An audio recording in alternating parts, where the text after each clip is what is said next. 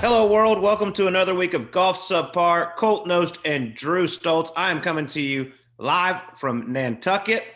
Sleaze, this place doesn't suck. Kind of like the Travelers Championship. Also did not suck. Yeah, rough living. Try to slum it up there for us in Nantucket on the yachts and a lot of vineyard vines being worn around that place. Glad to see you're staying comfortable on the road. I was worried about you for a little bit, but last week I want to know, because we talked about it on the show last week and on radio, any sight of the infamous Colt Knost heckler, who we tried to smoke him out as hard as we could.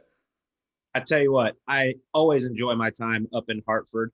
I was waiting. I was slightly nervous Thursday and Friday, walking up 18, and I never heard anything. I heard a lot of positive cheers, a lot of subpar, get amongst it yells, no negativity, no one coming at me. A few guys did ask me, have you seen the heckler this week? I'm like, no, I'm waiting, but I went the whole week and I never saw him. It's disappointing, dude. What a freaking coward, man. Get out there. We've been trying to smoke you out. We're giving you the platform, want you to come on and talk about it, all this stuff. If you're going to do it when the kid's playing, we're giving you a heads up now. He's going to be walking around. You can't miss him. And no show. So I know I was keeping up with you a little bit during the week. I was hoping that dude would pop his head up, and then you could just walk on like, dude, just come on inside. Let's talk about this. I want to know. I want to know the origin behind it. All right, you're going to have to get another heckler somewhere else along the way that we can bring on. But also you had a little B-day this week too. Congratulations from all the folks back home in Scottsdale, doggy.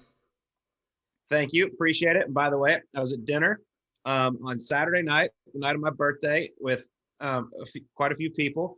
And you were gracious enough. Well, I didn't know it was actually from you because the manager brought over a round of tequila shots, which I do enjoy. And they say, these are from Sleeve. And I'm like, Sleeve? Who the hell's Sleeve? I was like, Sleeves? He goes, oh, maybe that's it. Yeah, dude. So I called very great. Yeah. He also said, he goes, I was like, oh, that's nice. Something he just give you his credit card. He goes, no, he just told me to bring you some shots and put it on your tab. I'm like, wow, that sounds like my guy. I should have. In hindsight, I actually should have done that. But I called the place up. I got where we're eating. I called, was like, yo, I need 5 shots. You were with 5 people. I was like, 5 shots over here. Best stuff you got, whatever. Send it over there. He's like, all right, you want to put a name with it? I was like, yeah, just say it's from Sleeves. And he repeated it. He's like, all right, Sleeve? And I was like, I couldn't tell if he said Sleeves or Sleeve, but either way, I was like, yeah, dude, it's Sleeve. Tell him Sleeve send it over there. And I gave him my card, so I figured he had my name at least or whatever. But I was like, yeah, go tell him Sleeve says have a good night. So I don't know how you were feeling on Sunday coming up those fairways, but looks like y'all are having a pretty damn good time. We had a blast. It was a lot of fun. Sunday hurt a little bit. Had to rally. Yep. That's what I did. And I, got on the plane, came over here to Nantucket. Just got finished playing Nantucket Golf Club, which is unbelievable. True links. I mean, it feels like you're over in Ireland playing. They got the tall fescue, true links. Just a smooth $500,000 to join. So if you're interested in getting out here to Nantucket. That's it. I might take 2 in case I want to bring a guest. I don't want to pay guest fees. I might just buy 2, slide them in there. Just a smooth $500,000. I mean, how rich do you got to be when you're just dumping out $500 to just play some golf? That's unbelievable. That's where I strive to be at some point, which I probably never will be. And it's not year round up here. I mean, it's just it's a summer golf course. Quick season. Yeah. Quick season. I think the Mid-Am is up there somewhere this year, if I'm not mistaken. But, dude, that part of the country is sick. But sticking on this tequila topic here quickly. It was last week after the show aired, so we haven't talked about it yet, you and I. But in town here, Colt, you're out of town, Scottsdale. Jon Rahm's U.S. Open victory party was in the house. And speaking of tequila, bud, I'm not even like a big tequila guy. I drink a lot of other stuff. But had a couple that night with the fella out of the trophy. And it started off pretty quiet. It was actually like a pretty intimate little gather. I would say like 20, 25 people, no golfers. Most of them were out of town and things like that. Ben Herman, the owner of Silverleaf, was the only guy I knew. Started off everyone taking, pictures of the trophy, all the stuff, and then gradually wound up after about your 13th shot of tequila out of the cup, which is not even a shot. You're taking a gulp out of this thing. Started getting weird, and some fluorescent golf balls being hit off the patio and things like that. But dude, it was a time. I know you've drank out of that cup with Gary's. I was looking at the trophy too.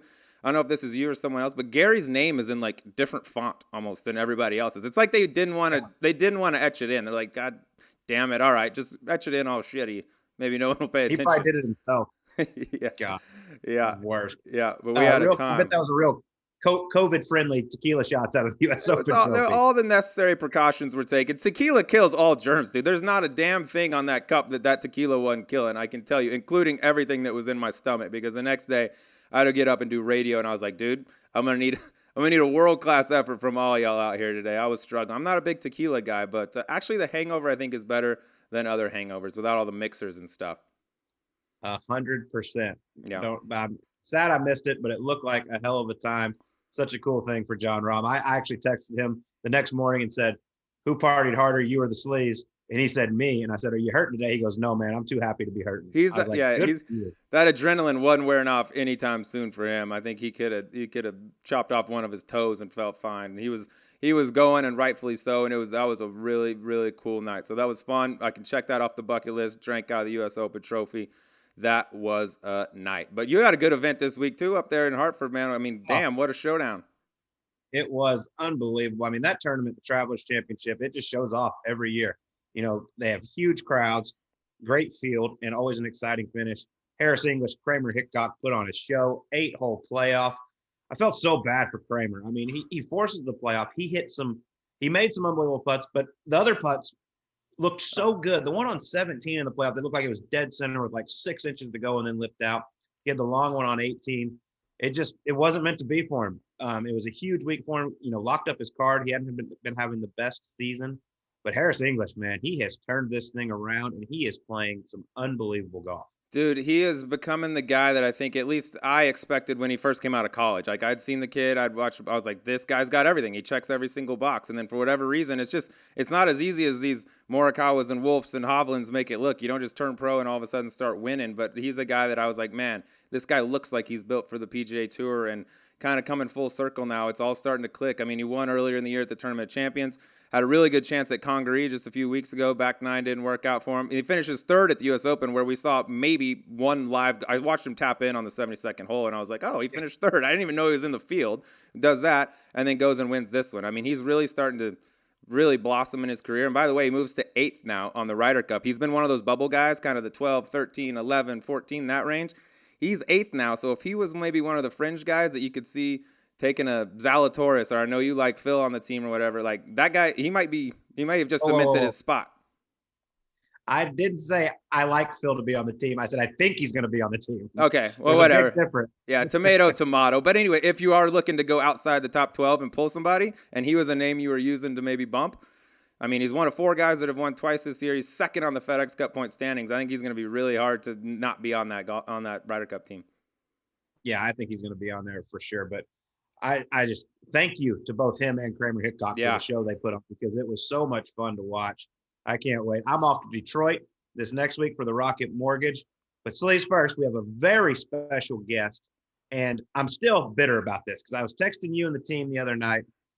First off, our guest is Jason Kidd, legendary NBA player, Hall of Famer, now coach of the Dallas Mavericks. You're Dallas Mavericks. Yeah. But, you know, Adrian Wojciechowski for ESPN he's the GOAT. He knows everything. He knows what players are going to do before players know they're going to do it. Like he reports everything. And for the first time in my life, I could have beaten him to a story, but our man Jason Kidd wouldn't let me. He texted me the night before it became official. All the reports on ESPN were saying, hey, this is possible. They're in talks. Kidd texts me. He goes, I'm coming home, my man. I cannot wait to be the coach of the Dallas Mavericks. It's official.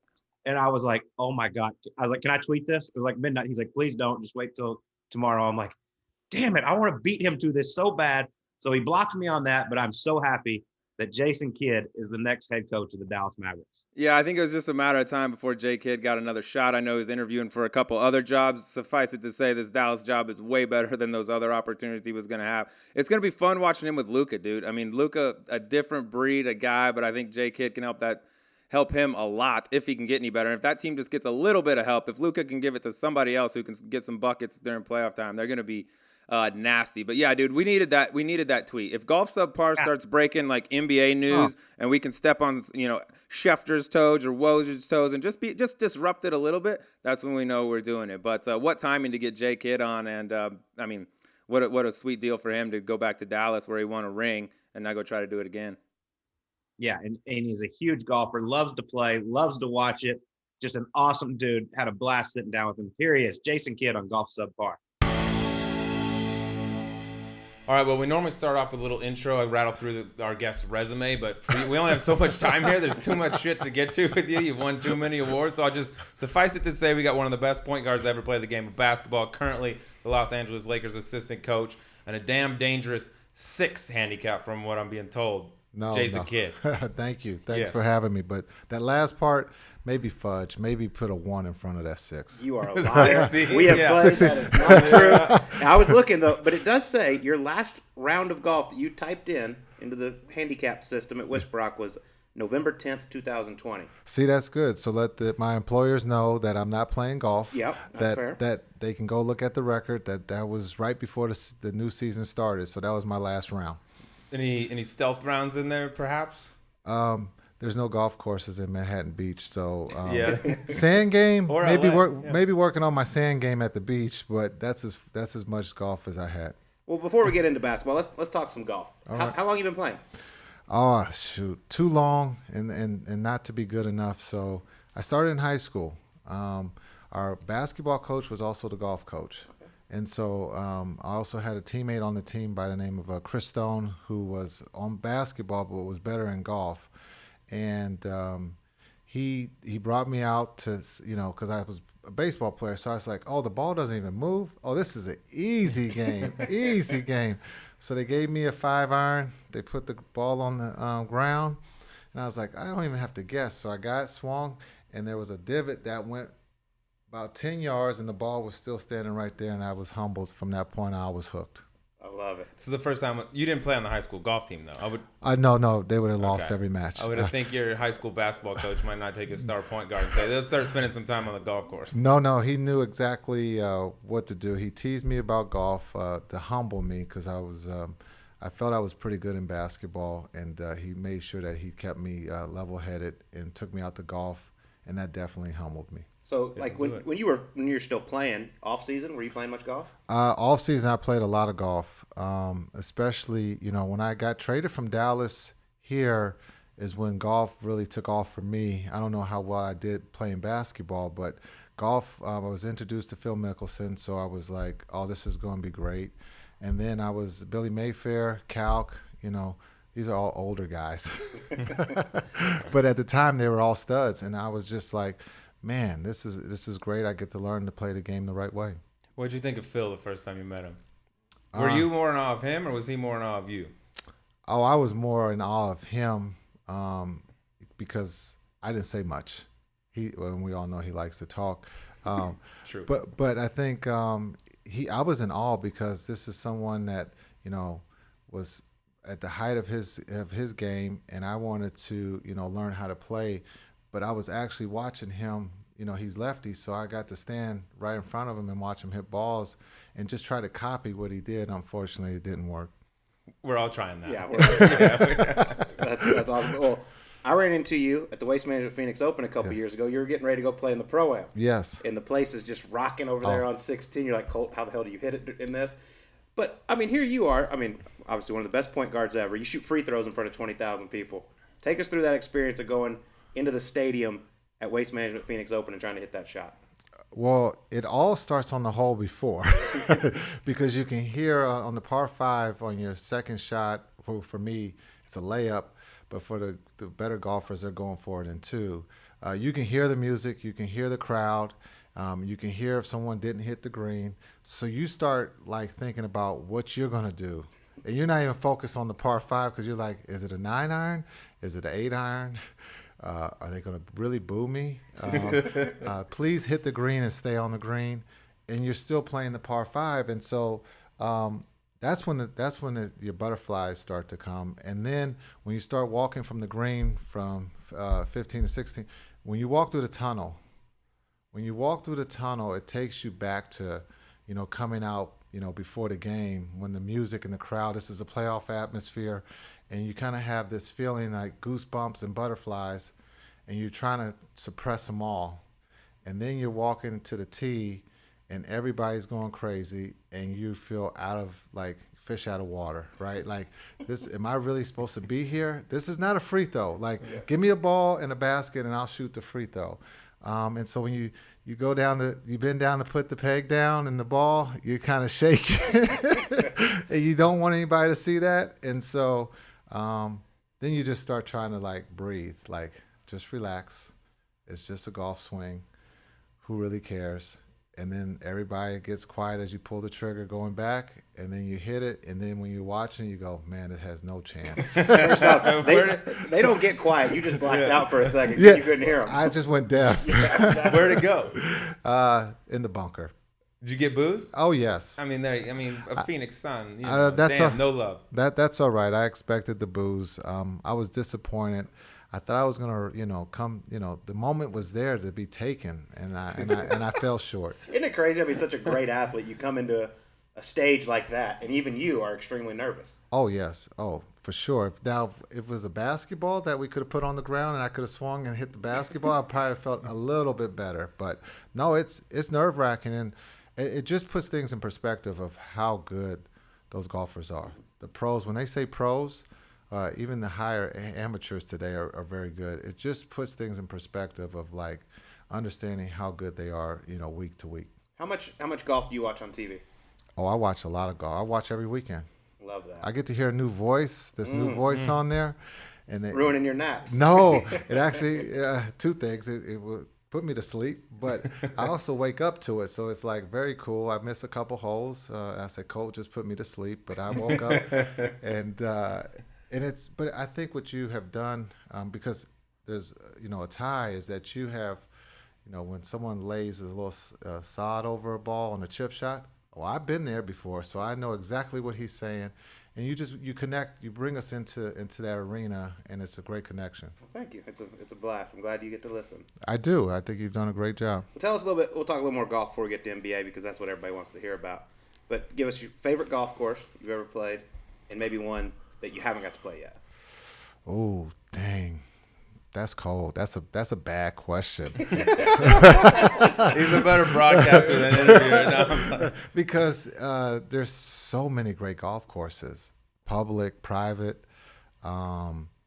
Whisper Rock is my favorite. Very political smart. And then, of course, you haven't joined 3 or 4 times. That's a good point. Greg's a big listener, dude. Greg is a big listener. You hear that, Trias? For life. Cypress, when you talk about the West Coast, that whole Monterey area, you can't go wrong. What a beautiful walk, Cypress. When you go down to the south, you talk about, Augusta and just walking the grounds of the greats. And, the caddies there are incredible because you can ask a silly question, dumb question, and they give you the answer. And they also tell you where to exactly hit it. And I told them that I got to have a bigger margin than just that little finger. Give me 4 fingers. But there's so many across the country. You go back east, public, Bethpage Black, incredible. Shinnecock, up in the Hamptons, there's a lot of great golf. And so I didn't answer your question. So you played everywhere. Yeah, everywhere. I'm sure Pine Valley when you were in New Jersey. Pine Valley is unbelievable. Yes, I've played Pine Valley a lot. Oh man, so did I leave any of the bad ones out? I was gonna say you just named the top 10 in the world. We're good. Give me LA. What about you? If you do get to play, where do you like to play in LA? Well, you talk about LA Country Club. Yeah. Ooh. That's gonna be a cool U.S. Open. Yes, it will. Yeah. Bring a bike because the traffic will be will be incredible. You talk about Sherwood, Riviera. I mean, Riviera. You can't get any better than that. The first two, Riviera and LA North, they're so hard. Ooh. Sherwood's fun. Like you can actually go out and shoot a score around there. That's a golf course, right? Because you don't always just write down an 8 or a 7. That's awesome. Any Lakers that play the game? Like you ever get out off days? Does any of the players play? Well, in the bubble, we got to play a lot because it was that or fishing. So if you didn't even want to play golf, you took up golf. So Kuz is a golfer. Okay. Yes, he's just learning how to play golf, which is incredible because he never gets frustrated. He'll play 5 to 6 balls a hole, and he has par, which is great. He gets it. He's a golfer. He's a scratch already. No, he's the best. I love because he's trying something new, and then the other one you won't guess is AD. I was going to ask you. I read that AD is playing golf. I cannot imagine. Really? Yes. Where does he get clubs? So the clubs are incredible. Telephone pole and then put a. The clubs are incredible. His sand wedge is like my driver. I would love to see him swing. Can he hit it? He's hitting it. He loves it. He has the golf bug. Like it's incredible because he really enjoys golf. And when you think about everybody looks at AD as like this incredible basketball player, but he's an incredible person. But he actually really loves the golf. And so we've gone out to golf with AD and Kuz, and it's great. I would love to see AD. So it'd be like a praying mantis swing. Dude, mean, there's a lot of limbs. That arc is going to be something fierce. Whoever gets a hold of him, right, to shorten up that arc is gonna turn him into a real golfer. I mean, there's some of those guys like Andre Iguodala. He's dude, randomly Andre's at tournaments. good. Like he's everywhere. Andre's good. Andre's good. Steph is good. Yeah. Steph doesn't count. He doesn't. He's too count. good at everything. But we claim him as basketball players. Yeah, you take him. Yeah. So when you talk about when I started playing golf or coming into the league, there was only maybe a handful of guys. Vinny Del Negro, MJ. Can we say Charles? He's back. He's getting He's better. back, Okay. dude. Getting better. I know Michael said he was back too, like when coming back to play basketball. So is he? But I've heard those rumors too that he's back, and that's great because I think before Charles had the hitches, he was a really good golfer. Yeah. And so I'm hoping that the rumors are true that he is back. Because he should enjoy it. Because the way he was playing, he was not enjoying golf. It's gotten a lot better. There's no doubt. Another former Phoenix Sun, Dan Marley, Dan, player. Dan's yes. good. Oh, Dan. I'll take him as a teammate any day because he competes. Dan is great. So there's a lot of golfers and Chris Paul. Oh, really? Loves to play golf. He's good. So don't let him lie to you. Darren Williams, another golfer. We got a lot of point guards who are playing golf now. But it's great to see these young guys playing golf. You got any rivals? Like when you go out and play with your buddies, one guy you want to beat more than anybody else? Ooh, that's another good question. You can get me in trouble with that question. Because I probably it's a friendly place. I owe. Yeah, no one listens. It's just us. I probably owe money. So Frank Johnson. That's another guy who plays golf. I would say, I enjoy the competition. And so, is there someone I would like to beat? Anybody at Whisper Rock. Perfect. Are you a guy? You like some action? Got cash. You like some action on the course? Yeah, that's the only way to play. I agree. I'm not going out there to shoot the course record. I'm just there to have one incredible hole that hopefully wins the team match. What's your personal best? 75. Okay. Where at? At Talking Stick. Oh yeah. Nice. All right. 75 is golfing. That's golfing. They must have, the holes had to be bigger that day. That's a Jason Kidd special. Hey, he's coming out today. On Wednesdays. Give him a couple inches on each side. We want him to come back. You mentioned MJ. You played any golf with MJ? I have played a lot of golf with MJ early in my career. I haven't been to the new place down in Jupiter. I've only heard great things. So I'm going to put that on the list of great golf courses. Smart. But I haven't played with him of late, and I know he can play, but I haven't played with him. I've been a little busy with this coaching thing. That's been great. Yeah, there's nobody that plays more golf than MJ on the planet. Well, no, there isn't. And if you don't know how to play fast, then you are not allowed to come back. You could play fast there. I mean, you drive up on the fringe and you walk. You can play 18 and walk 12 steps on your whoop or whatever. With him, if you don't play fast, he will leave you. So no, he's a competitor, and that's what the other thing is. You get to see guys in as competitors, in golf, because you got to compete when you're playing with the best, and when you know they're better than you, you got to bring your A game. Yeah, well, you were one of the best ever dribble a basketball, no doubt about it, and you were like that from a very young age. Obviously a stud going through high school and everything. What age did you realize, okay, I got something special here?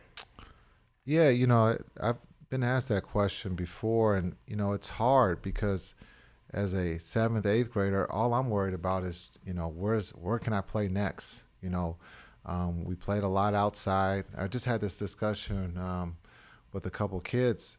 We had to play outside. The luxury of playing in a gym was like slim to none. If you got in a gym, that was like a holiday.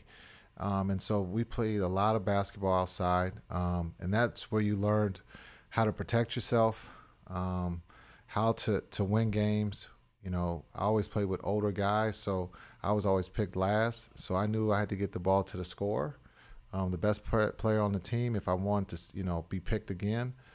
So you had to figure out all these things besides playing basketball. And so 7th, 8th grade, there was a lot of attention that I got for whatever reason, that they thought I had a special gift. And but I never really listened to it.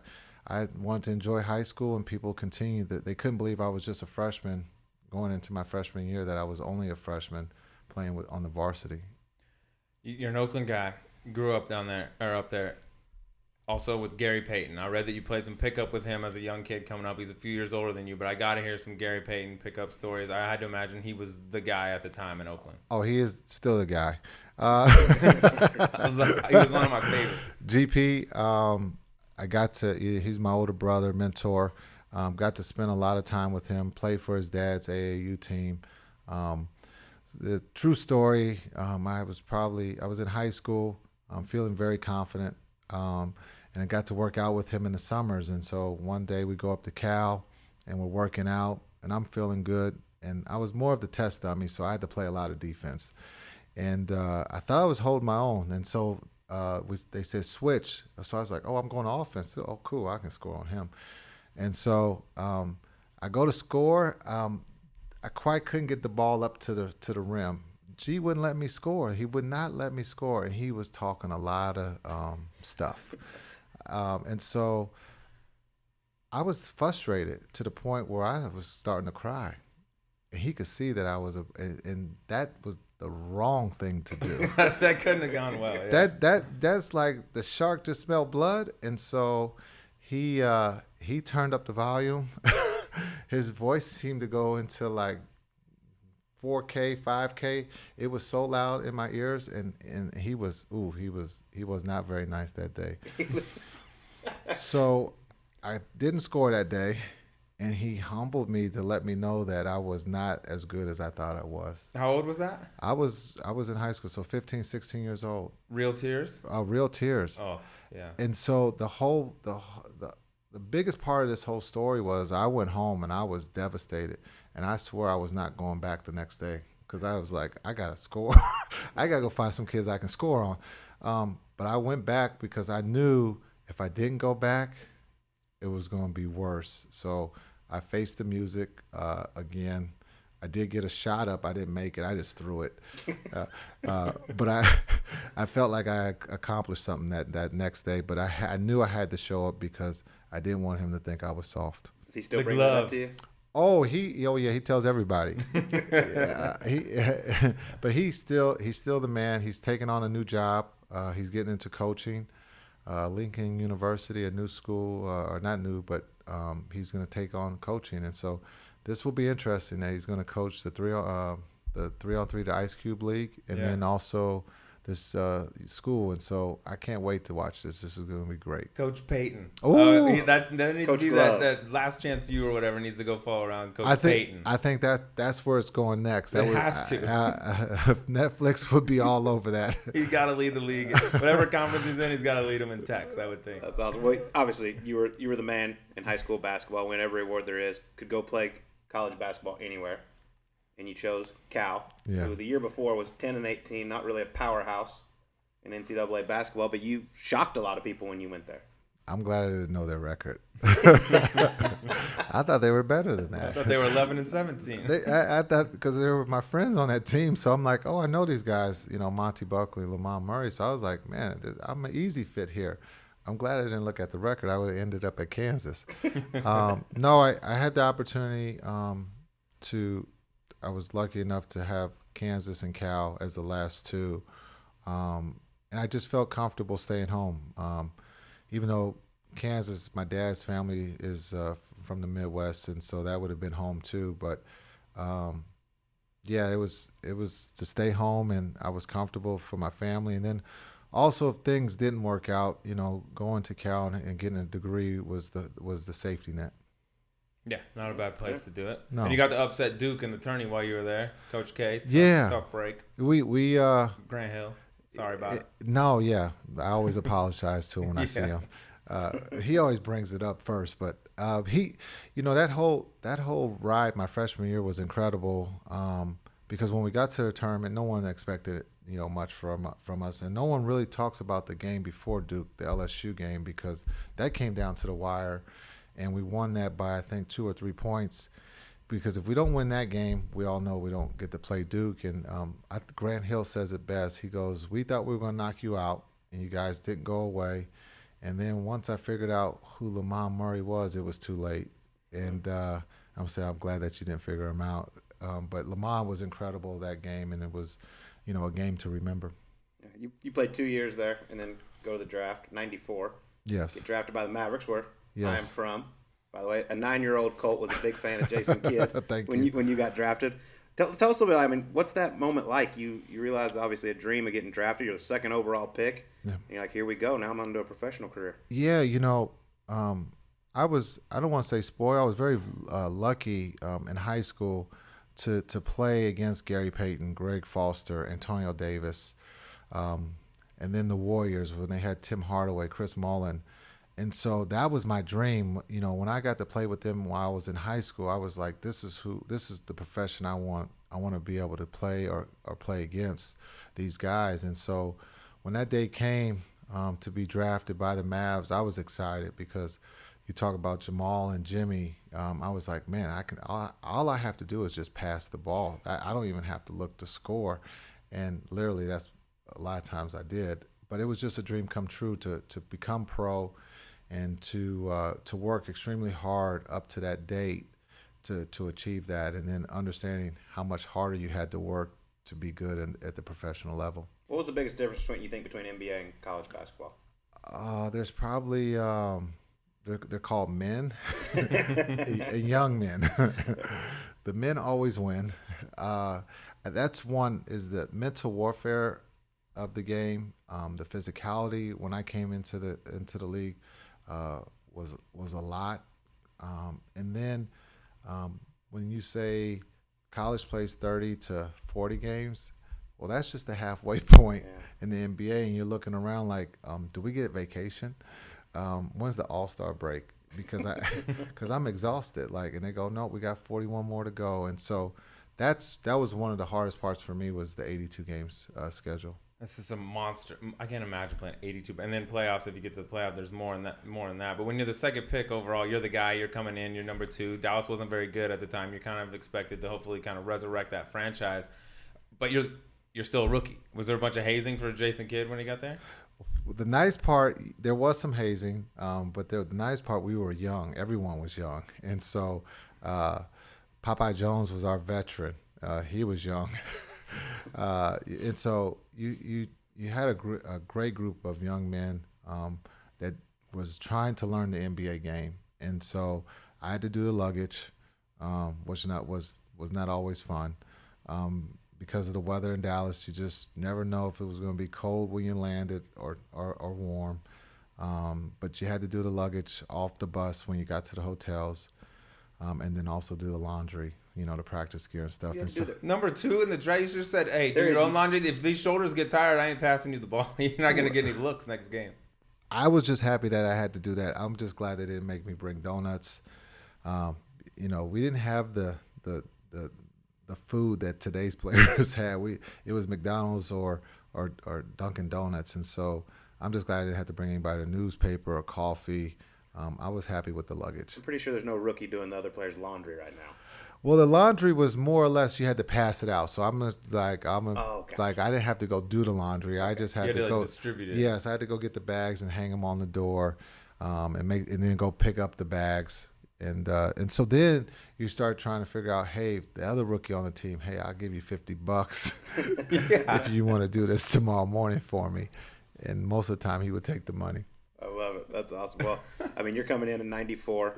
Obviously, Michael Jordan is just dominating the NBA. I heard a cool story the first time you ever had to guard him. He gave you a little wink. He did. I'm glad that he just gave me the wink.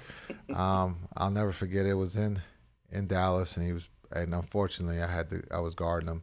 He was posting me up, and he turns baseline. I thought it was a travel, but then I knew probably was. But I knew it was MJ, and so he goes baseline and he takes off, and I'm like, oh no. So I'm thinking he's about to do his dunk, and with his tongue out, and he does a reverse, and like just a little English, and he gets the 2 points, and I'm like, that's a nice move. And then he continues to run down the sideline and turns and winks like I could have done more to embarrass you, and I'm like, man, thank you. Okay, take the ball out. Let's go. And so he was just letting me know that he was going to score no matter what. He had to be a busy man because like every really good player in the NBA that we've ever talked to, or you hear it in other interviews and things like that, all have like an MJ story. First time with MJ, he did this and then he winked, or he said this to me. He had to be every night. He was like, all right, this is the guy I got to do something to make sure he remembers me. Oh yes, and as a young player, you've heard of these stories, so you were just hoping, well, how does he feel about me? Hopefully he doesn't dislike me, because if he dislikes me, this means he's going for 50, not 30. There's a big gap there. And so, but that story in Dallas is a true story. And there's another one. I after the draft, we end up going to Chicago for Scottie Pippen Foundation, and it's to close down the old Chicago Stadium. And so I'm like, oh, this is cool. We're gonna, Gary Payton, Penny, myself, we're going to play against the Bulls, right? MJ, Scotty, Tony Kukoc. And so, well, we get to the arena and find out that Mike's not on Scotty's team. So I'm like, he's on our team. That's kind of weird. So MJ, we're getting dressed, and MJ goes, okay, like, we're not messing around tonight. We're going to kick his ass. So I'm like, uh-oh. I might not be playing in this charity game. So I'm like, oh man, he's going at Scotty. So I'm like, man, this is going to be crazy. I can't wait to watch this. And so we're playing, and Mike's going hard. I think Mike had to have 70 points. Did you even shoot or just give it No, I just threw the ball up in the air one time, and you have Penny and MJ going, or someone, they were going for it to catch the lob. And so it was incredible, because it was like you're playing with the best, but then you can see his drive, his competitiveness of come out, like, even though it was his teammates on the other side, that he was like, okay, they won't put me with you guys. And I wasn't taking it as a disrespect, because I like, that's GP too. Like, you talking bad about GP. You can talk bad about me. I'm a rookie. And so, but he was just letting us know, like, we're not messing around. We got to win this game. He wants to win at everything. He wants to win at everything, as you said, Colt. Like, if it's tie your shoes or what time the sun comes up, he wants to be right, and he wants to win at everything. Charity game. Yep, charity. I'm going to give him go. 70. I'm going to give my own team 70. But so, I mean, you played against him. You played against Kobe. Yes. And, I mean, you're coaching LeBron now. Yes. Is there a characteristic those three have that are all similar? Other winners. At the end of the day, they find a way for their teams to win. And when you talk about MJ, we talk about, the killer instinct. He'll do whatever it takes. He's not afraid of the last shot. Kobe's in that same mode. When you look at LeBron, he can find the open guy. He can take the last second shot. But he always tries to make the right basketball play. But they're, at the end of the day, Mount Rushmore, they're all going to, those three will be on there, and they're all winners. And LeBron has won at different stops in different parts of his career. Kobe has won a lot. And so when you talk about those three, all special, on and off the floor.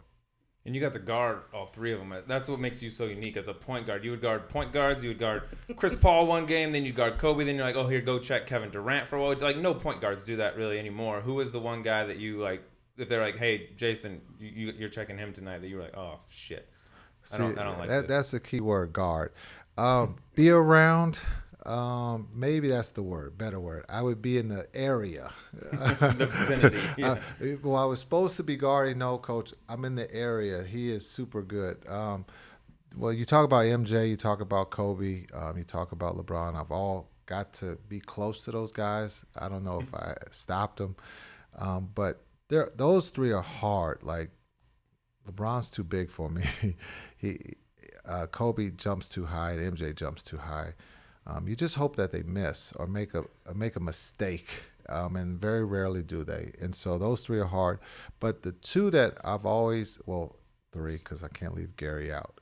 I want to be able to go back to Oakland. He'll find you. Yes, yeah. Exactly. When you talk about Iverson, yeah. just oh my goodness, just extremely fast, extremely gifted, knows how to play, puts so much pressure on you. I was just in the area most of the time on accident because he would do one move, I would be going one way. By the time he did his third or fourth move, I was still in that first area, so he was gone. And then the one I would go to bed early, extremely early, was Stockton because I knew I was going to be in for a war, and I knew that he was going to do whatever it took to win, and you had to bring your A game or he was going to embarrass you. And so all those guys I mentioned would embarrass you, but I would go to bed early when we played Utah. Because you're going to run into Karl Malone 72 times in a game. Inside pick and roll, truck. yeah, you have to avoid that.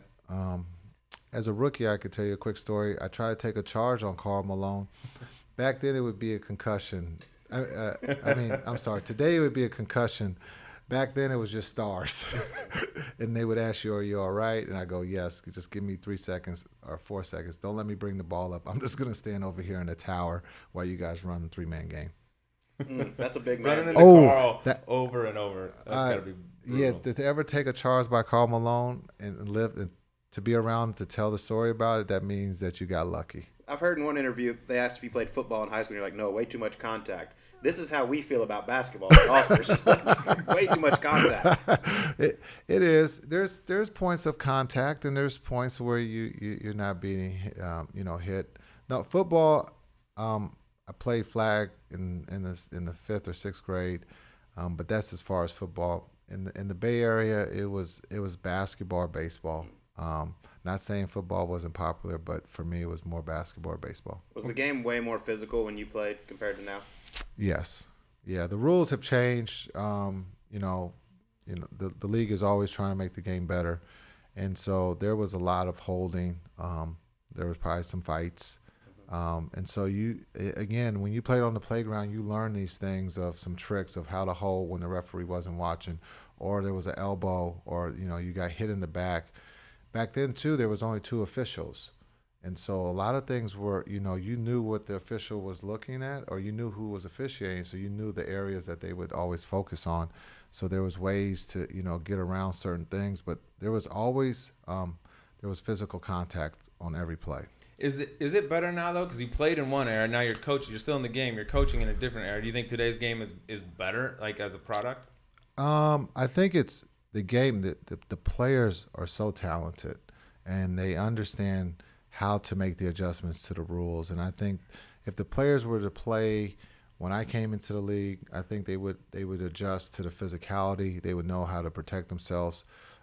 Today's game has changed with the 3, and so if we came into the league thinking 3 was fine to shoot, we would all be sitting on the bench, because back then the bigs, Patrick, David, Tim, Olajuwon, we're throwing it inside and we're going to play off of them. That ball had to go inside. If you took a 3 before that ball went inside, bomb. Yeah. And so you learn the lesson of like, okay, I can't take that shot. Today, this shot is encouraged.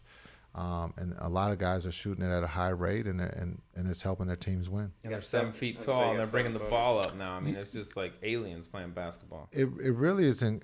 It's special because when you see the athlete at 7 feet tall, when you talk about Giannis or you talk about Dirk, who at 7 feet can put it on the floor and shoot the 3, shoot the pump fake mid range, one leg, step back. It's just incredible what 7 feet can do today. And when I first came in the league, they were all back to the basket and shot, played in the post. Yeah, he was one of the first to do it. And you got to see that. You got to be a part of that 2011 squad that took down the Heatles. You made everyone in America happy except for whatever. What's the area code in Miami? 305. Everyone but the 305. God bless that team. Yeah, Dirk is he's a special human. I mean, you talk about one of the best to ever do it. And not just on the court, but off the court. He's a fun guy. And so to be able to play with him and to achieve that goal together in 2011, I mean, he was unbelievable.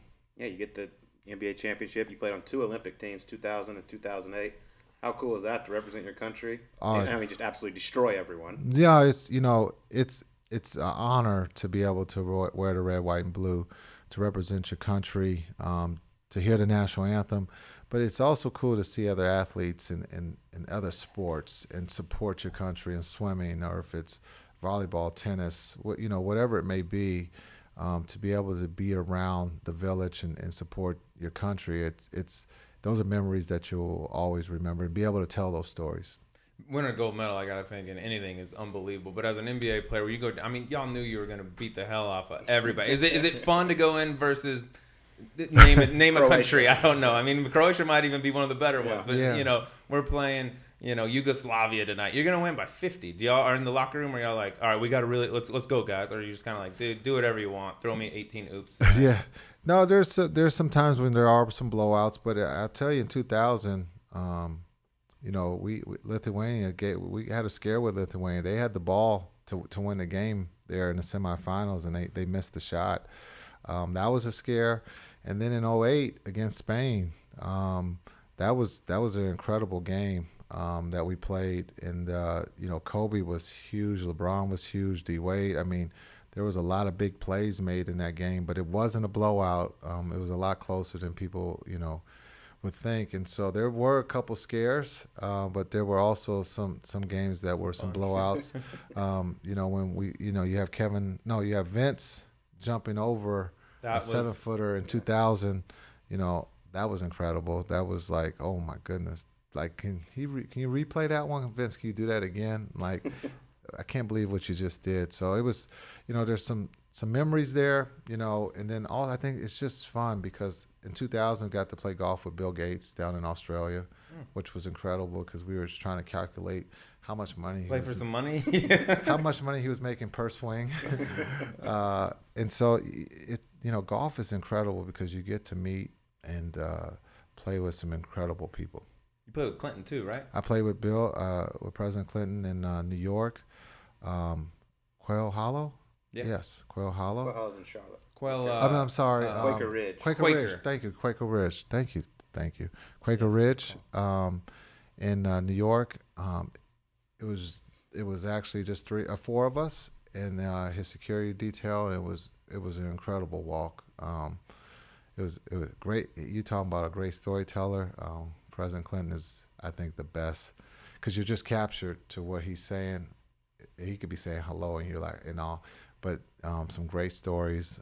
But also he's a really good golfer, and so I had a great time. Any other presidents you played with?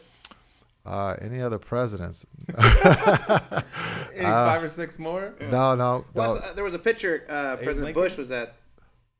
There was a picture with you, President Bush, and I can't remember who the other. Maybe Kobe. In Dallas? Oh no, that was at the Olympics. That was at the Olympics. He came to Olympics. Yeah, he came to Olympics in 2008. I didn't get to play golf in China, but that was President. We got to meet President Bush in 2008. That was incredible. But no, just Clinton. I know that's just Clinton. Just one. Just one. Bill Gates. I only got one president and the richest dude on the planet. Bill Gates was incredible. Ray Allen. Oh, that's another great golfer. Yes, he is. Ray Allen, another great person. But we got to play with him in 2000, which was incredible. Was that post he got game?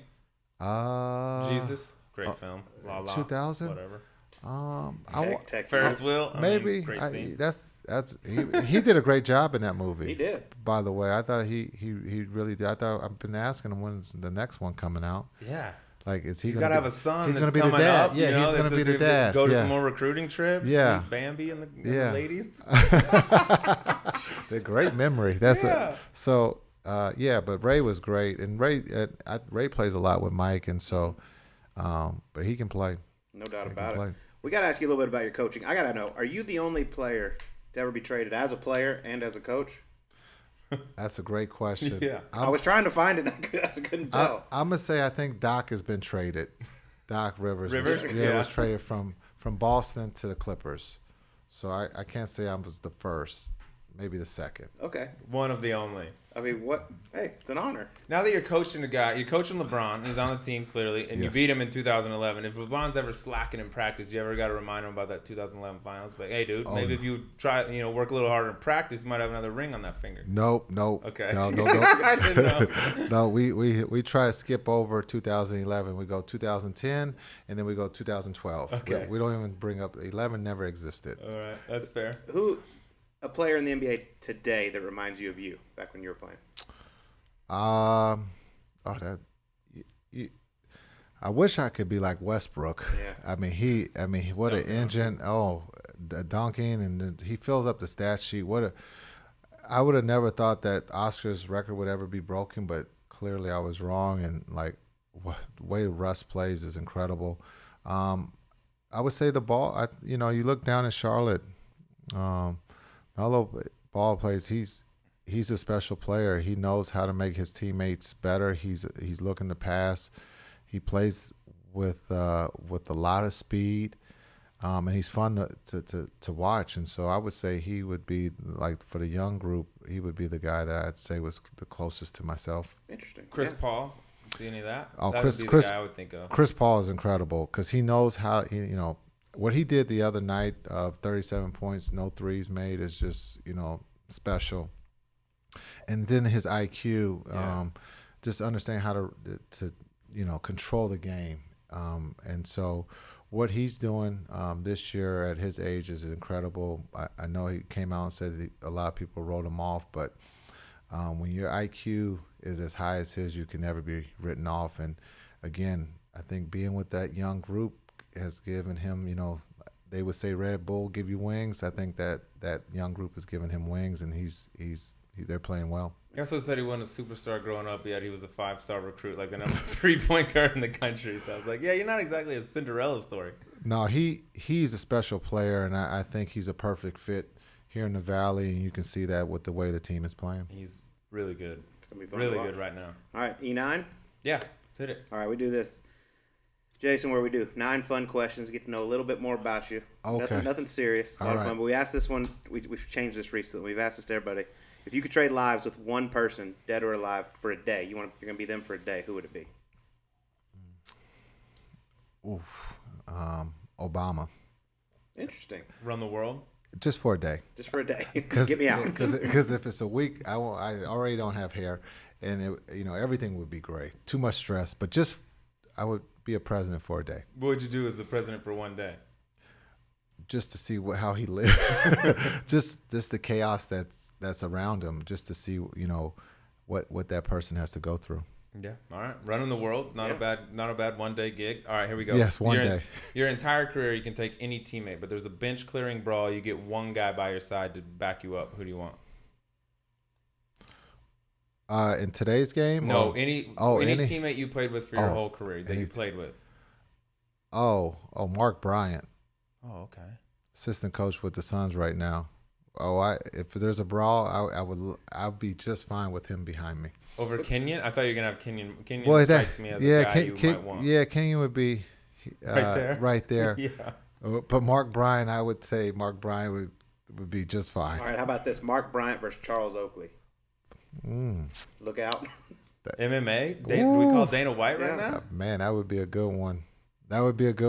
But Mark Bryant, I would feel safe in that brawl. I like it. All right. We mentioned earlier you watch a lot of golf. You're a Cal Bear. There's 2 guys from Cal right now on tour. I need to know who's your favorite current Cal Bear on tour, Colin Morikawa or Max Homa? Can I just say a tie? No, that's not allowed. I got to figure out how a Cal student would answer this. What's a Cal political correct answer? Colin Homo? Colin Homo? I tell you what, James Hahn's going to be pissed right now. James Hahn's going to be pissed. Sorry, James. Oh, man. Okay, we'll just tell Max that he said Colin. Yeah, either way, it'll be fine. We're not going to tell Max you said him. He's done enough right now. I'm going to go with Colin. Yeah, there you go. Perfect. Thank you. That's the right answer. Beat it, Max. Yeah, you suck, Max. He hates you. Oh, God. All right, I just realized I wrote down one extra question. This might be the E10 for you. All right, this one will be telling to how you view yourself. When I say the term triple-double, what do you think of first, golf or basketball? Oh, definitely golf. Yeah. That comes up right off the bat. There's no even basketball is way down the line of thought. Yeah. Triple double, yes. That's What'd you have on triple the last two? double. Yeah, there you go. Double. Yeah, triple-double machine, dude. No matter where you go. That's about fantastic. That's what I yell out for my scores. I love it. All right, next one. I know basketball players can be rather superstitious. Yes. Do some weird things. Give me your pregame meal before you played. Pregame meal was a ritual for a long, long time. Was chicken noodle soup and peanut butter and jelly sandwich, and then also a slice of cheesecake with 2 Sprites. You eat Sprites, that's what it was. You eat like a sick third grader. I couldn't remember what you told me, because you told me I thought it was grilled cheese and 2 Sprites. Well, it was peanut butter jelly, and then it was also, if things didn't go well, that was always the trade-off. It was grilled cheese with 2 Sprites, and 2 so Sprites before a game, huh? Yeah, because one would be I would have it one with my lunch, and then one I would take on the bus. Just a matter of how long the bus ride was, just to have get a lot little bit more sugar, carbonation, a lot of bubbles, give you some extra elevation, a little speed. Are there any players nowadays drinking Sprites before they go out there? I don't think so. There's all green juice and red juice and all kind of healthy stuff. Not saying that Sprite wasn't healthy. You're one of those guys that could just eat whatever and still go out there and drop 30. Envious of that. Like Ocho Cinco used to eat McDonald's on game day. Respect. Yeah. Hey, McDonald's was a happening place, and I think a lot of people grew up on McDonald's because fries and the cheeseburgers were incredible. I think some of your income was off McDonald's as well. Yeah, Are you still still getting check? You want to plug like the McDouble right now? No, number 7, the 2 cheeseburgers with the large fries. That's the go-to. Yeah, you don't got to convince me. All right. Did you ever consider getting into acting after your performance with the intentional drink spilling against the Lakers to buy yourself a little more time? No, I tried the acting thing. Like Mike, man, acting is tough, man, because the scenes, for one little scene, takes a whole day. So I found out that acting's bad, and when I spilled that drink, that was really bad acting.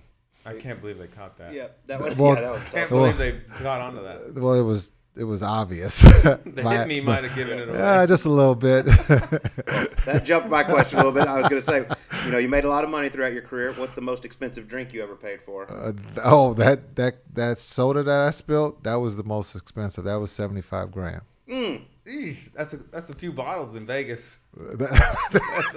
That's a good night. That was an expensive drink. But lesson learned. I love it. Okay. All right.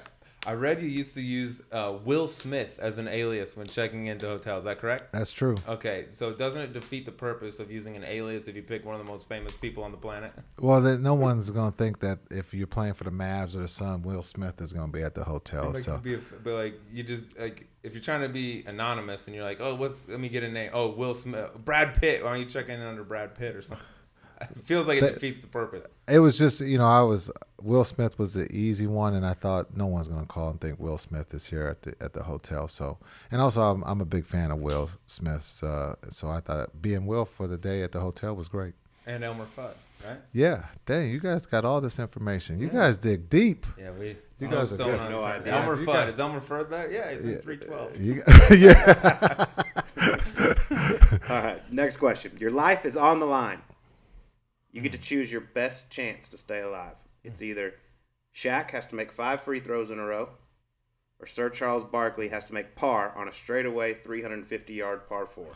Which way do you think you can stay alive? Okay, what's Charles teeing off with? Can he tee off with like a 5-iron? Sure. Like Phil was coaching him up so well in that hey, you got to use a 7-iron off the tee. Keep it in play. Oh man. You might just be dead. This could be the end. Is there a time limit on how long Shaq has to take to make 5 free throws? You just got to make 5 in a row. I'm gonna go with Shaq. Oh, Charles, that could take. I think Chuck could make a par 350 straight away in a shorter amount of time. He's than getting Shaq better. makes 5. I know he's getting better, but Oh, All right, Shaq it is. I'm going with Shaq. They might have Shaq to had to rebound his own ball. Could take a while. It's funny because I think Shaq would make 5 in a row. That'd actually be a good thing for them to do on Inside the TNT, NBA. yeah. All right, last one. Here we go. Which rap song is more iconic in the Bay Area? Looney's I Got 5 on it, Too Short's Freaky Tales, or J Kidd's What the Kid Did? Well, I went triple, not platinum. Okay. So Triple aluminum? triple foil. Let's cross that one out. Okay. I would say I Got 5 on it. Has to probably be. That's got to be it. Yeah, I'm a close third. I didn't know you had that until I was digging around, and then I saw it. I was like, "Wow, you'd be perfect for the Bomb Squad." So That's my rap group with Graham DeLette. We got one other golfer. We're talking about putting you in there for the next album. Guest appearance, yeah. I mean, featuring J Kidd. Woo, man! Yeah, I gotta start practicing. So that was a box. One of those things you say, "Hey, let me try." Well, we tried, and we never did it again. Check it off. And then the acting, tried, and never did again. So, but. Yeah, those things you sometimes wish they go away, but for whatever reason, that song comes up once in a while. Internet lives forever, dude. Woo! Forever. Yes. Well, thank you, man. Yeah, J Kidd, this has been awesome, man. Thank you so much. Thanks, Appreciate guys, it. for having me. Thank you. All right. Well, that was Jason Kidd on Golf Subpar. Sleaze, love sitting down with a guy like that. It's so cool to see like a superstar athlete, a Hall of Famer, when he steps out of his arena, like he talked about at the Waste Management Phoenix Open during the Pro-Am there on Wednesday, how nervous he was. I mean, here's a guy who can shoot a free throw in front of 1 million people, no problems at all. You put that golf club in his hands, and it's a whole nother level. I know. I love talking to these celebs that are coming from another sport into golf, especially 16 at Waste Management. I mean, that's it. That's as big of a spot as you're going to get, most nerves possible. And every one of them is just like shitting down their leg, even though they've won Super Bowls or NBA championships, Olympic golds, whatever. It's beautiful. I think the story I loved the most was I really loved Gary Payton growing up, big Gary Payton fan. And then being an Oakland guy, obviously, J Kidd growing up with him too and going in and playing, and Gary Payton literally putting Jason Kidd in tears growing up to the point where he didn't even want to play hoop and I didn't even want to go back down there. Gary Payton, I love those kind of before they were who they were stories like that. It's awesome. Well, how about when he gets drafted and he's coming in, Michael Jordan in his prime, he gets to guard him. Oh, and then he gets a little piece of Kobe and also a piece of LeBron. It's like, dude, Jason Kidd went up against all of them. Every one. He'd go in in a single NBA playoff series. He was guarding like Russell Westbrook, Kevin Durant. I mean, Kobe, by the way. Like he had the toughest job every single time. There's no point guards anymore that can guard that range of positions like he did. It was just that's what kind of separated him and made him so unique. I mean, he was a beast. Looking back, who would you say had the more successful rap career, you or Jason Kidd? I talked with Graham DeLette after the show, and I was like, hey, dude, I know it's been a while. People are talking about this reunion album. A lot of people asking about it. I got a new member. If you think he fits the bill. And he's like, who is it? And I was like, Jason Kidd. He's like, maybe he doesn't have the street awareness that you and I had growing up, the street cred. But, we'll slide him in. So potentially a Bomb Squad album. Graham DeLette, Drew Stoltz, Jason Kidd. I think he slides right in there. He has one smash hit. We basically have one smash hit. It's time to put them together.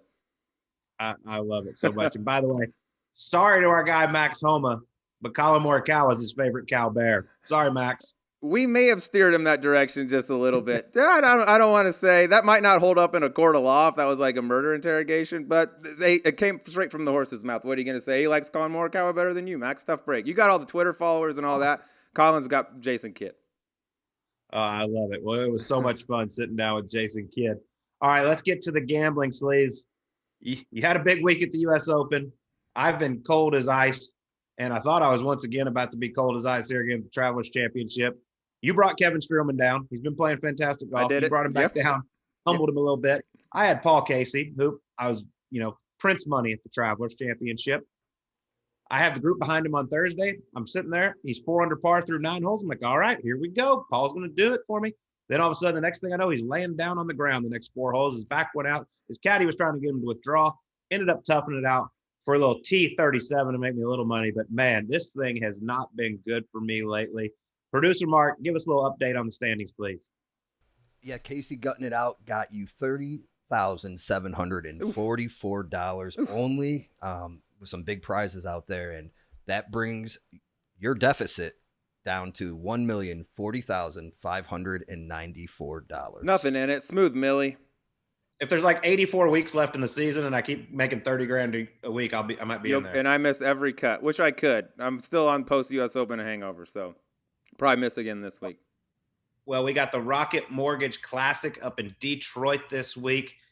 I mean, Bryson DeChambeau, heavy favorite, as he should be. This is the first time we kind of saw him put that new power game to work last year and absolutely just ran away with the title, which I thought he would. I thought he could just demolish that golf course. I think he can again this year. I just wish I still had him. Unfortunately, I do not. So I'm going with a guy that can also move it, has been playing some really, really nice golf this season. Jason Kokrak is my pick. There you go. Trying to be the first 3-time winner on the PGA Tour if he can get it done in 2021, if he can get it done this season. I'm mad at Jason. He's another guy lobbying for a potential Ryder Cup spot too. So some big weeks coming up for him left. We only got like 8 weeks left in this thing. I was just looking at it, and I still got a ton of big dogs. So I'm about to start emptying the clip here going forward. I got DJ Brooks, Bryson, Rory, Finau, all still available. I'm going this week with the man you mentioned, the heavy favorite, Bryson DeChambeau. For all the reasons you just listed, he can just shrink this golf course into nothing. He won last year. It allows him to do everything he wants to do on the golf course. And then when you put that putter in his hands, which he's also pretty damn good with, by the way, it's a perfect setup for him. So I mean, I'd be stupid not to pick him here. I'm not going to use him at the Open Championship. This is the spot, so I'll go with Bryson. Yeah, I don't hate it. I think he's the favorite, and he should be. You know, they had a ton of rain last week. It was like a state of emergency in Detroit. I heard somewhere 8 inches to almost a foot of rain in some places. The golf course is going to play.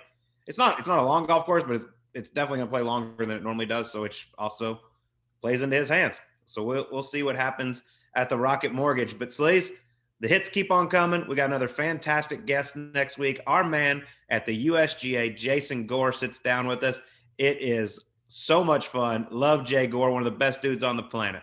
The big teddy bear that is Jay Gore. Yeah, we dive into his USGA role coming up a little bit. You know, his US Open there at Pinehurst and all, and just really everything. And a guy that, since he slid into that role with the USGA, the players rave about him. They love the setups now. He's kind of the middleman to make sure that nothing gets aired out on Twitter and that all the players' needs are accommodated in terms of golf course setup going in. So, yeah, such a beauty, and responsible, by the way, allegedly, for the Seagull on top of Charlie Hoffman's locker at the US Open, and moving it around to like the big, huge Rolex and all the other places too. And we also discussed whether he may or may not be my father. We don't know. Been discussed. Yeah, Maury Povich will need to be brought in for this. And you're up in Detroit. What do you got planned up? You going to go swing by 8 Mile, get a little freestyle battle, you know? Yeah, I'm going to see if I can get Eminem to come on Golf Subpar. Good, I know good. that'd be a dream for you. Throw my name out, please. That could move the needle just enough. But if you get Eminem, it's over. We retire after that episode. I love it. All right, well, that's going to do it for this week. We'll talk to you on next week's Golf Subpar.